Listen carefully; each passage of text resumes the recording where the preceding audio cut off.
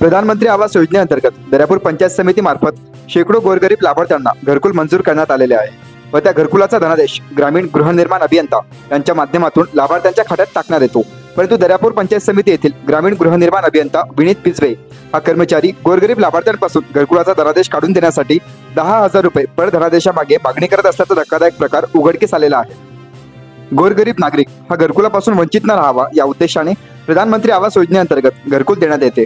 परंतु ग्रामीण गृहनिर्माण अभियंता विनीत पिजवे हा शिवर, वडनेर गंगाई, सांगडूद येथील गोरगरीब नागरिकांपासून धनादेश काढून देण्यासाठी पैशाची मागणी करत असल्याची तक्रार वडनेर गंगाई येथील ग्रामपंचायत सदस्य तथा युवक काँग्रेस नेते सागर देशमुख यांच्याकडे प्राप्त झालेली होती। या तक्रारीच्या आधारे आज गुरुवार रोजी सागर देशमुख यांनी सर्व लाभार्थ्यांना घेऊन दर्यापूर पंचायत समिती गाठली व गटविकास अधिकारी यांच्या दालनात ग्रामीण गृहनिर्माण अभियंता विनीत पिजवे याला बोलावून त्याला चांगला समज दिला।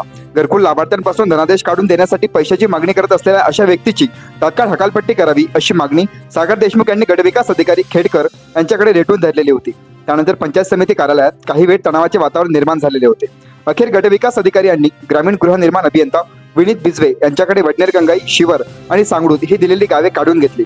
यानंतर सुद्धा सदर कर्मचारी विरोधात तक्रारी प्राप्त झाल्यास त्याला दर्यापूर तालुक्यातून काढण्यात येईल असा सुद्धा इशारा गटविकास अधिकारी यांनी माध्यमांशी बोलताना दिलेला आहे। गावातील वडनेर, शिवर आणि सांगडूद या 3 गावातील समस्या घेऊन पंचायत समिती दर्यापूर येथे बीडीओ साहेबाच्या कॅबिनमध्ये बसलो होतो। वडनेर, शिवर आणि सांगडूद या 3 गावचे जे आर एच बिजवे हे लाभार्थ्याला गावात पैशाची मागणी करत आहे। त्या संदर्भात आम्ही त्याला इथं कॅबिनमध्ये बोलून विचारणा केली। तो बिजवे एका प्रश्नाचे उत्तर देऊ शकला नाही, कारण की त्यांना आजपर्यंत अनेक लोकांकडून पैशाची मागणी केलेली आहे आणि पैशाच्या म्हणजे घरकुलाच्या माध्यमातून भ्रष्टाचार केलेला आहे। अशा बेजबाबदार आणि भ्रष्टाचारी आरेचीला आमच्या 3 गावातून बडतर्फ करण्यात यावं ही मागणी आमची 3 गावावासीची होती।